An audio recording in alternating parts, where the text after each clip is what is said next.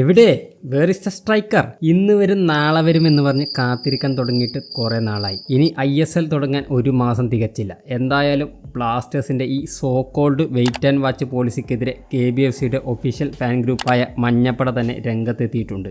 അത് എന്തായാലും നല്ലൊരു കാര്യമാണ്. പക്ഷേ ഇതിനെക്കുറിച്ച് KBFC ഓണർ നിഖിലിനോട് ആരെങ്കിലും ചോദിച്ചാൽ പിന്നെ ഞാൻ മറ്റേത് ഏത് ഞാൻ അഭിനയിച്ചിട്ടുള്ളത് ഈ സസ്റ്റൈനബിലിറ്റിയെക്കുറിച്ച് 4 പാരഗ്രാഫ് എസ്സേ അങ്ങ് എഴുതിവിടും. പുതിയ പരിശീലകൻ സ്റ്റാഹ്റയെ അപ്പോയിന്റ് ചെയ്ത സമയത്ത് പറഞ്ഞ ഒരു വാക്കുപോലും പാലിക്കാൻ നിഖിലിന് പറ്റിയിട്ടില്ല. ഡൂറന്റ് കപ്പിന് മുമ്പ് തന്നെ എല്ലാ സൈനിങ്ങും നടത്തുമെന്നും എന്നിട്ട് അവരെ കൂടി ഉൾപ്പെടുത്തി ഫുൾ സ്ക്വാഡ് ഡൂറന്റ് കപ്പിന് ഇറങ്ങുമെന്നും പറഞ്ഞു. എന്നിട്ട് എവിടെ? പറ്റിക്കാനാണെങ്കിലും ഇങ്ങനെയൊന്നും പറയരുത് സാറേ എന്നേ നിഖിലിനോട് പറയാനുള്ളൂ. ഇവാൻ ആശാന്റെ സമയത്തും ആൾക്കും വേണ്ടത്ര രീതിയിലുള്ള റിസോഴ്സ് കൊടുക്കുന്നതിൽ ടീം മാനേജ്മെന്റ് പരാജയപ്പെട്ടിരുന്നു. ഇവാൻ ആശാന്റെ 2ാം സീസണിൽ അവസാനം ആകുമ്പോഴേക്കും ഡിഫൻസിൽ കളിപ്പിക്കാൻ പോലും ആള് തികയാതെ പോയത് എല്ലാവരും ഓർക്കുന്നുണ്ടാവും. കപ്പടിക്കാൻ കൊണ്ടുവന്ന സ്റ്റാഹ്റയോട് ഇതേ സമീപനമാണ് മാനേജ്മെന്റ് സ്വീകരിക്കുന്നെങ്കിൽ കപ്പ് കിട്ടാക്കനിയായി മാറും എന്ന് ഞാൻ പ്രത്യേകിച്ച് പറയേണ്ടതില്ലല്ലോ. മെയിൻ സ്ട്രൈക്കർ വൈകി വന്നാൽ ടീമുമായി അഡാപ്റ്റ് ചെയ്യാൻ എടുക്കുന്ന സമയം ISL ടീമിനെ ബാധിക്കാനിടയുണ്ട്. അതുകൊണ്ട് തന്നെ അത് എത്രയും പെട്ടെന്ന് നടക്കട്ടെ എന്ന് ഞാൻ പ്രതീക്ഷിക്കുന്നു. ചില ഇന്ത്യൻ ഔട്ട് ഗോയിങ്ങളെ കുറിച്ചുള്ള വാർത്തകളും എയറിലുണ്ട്.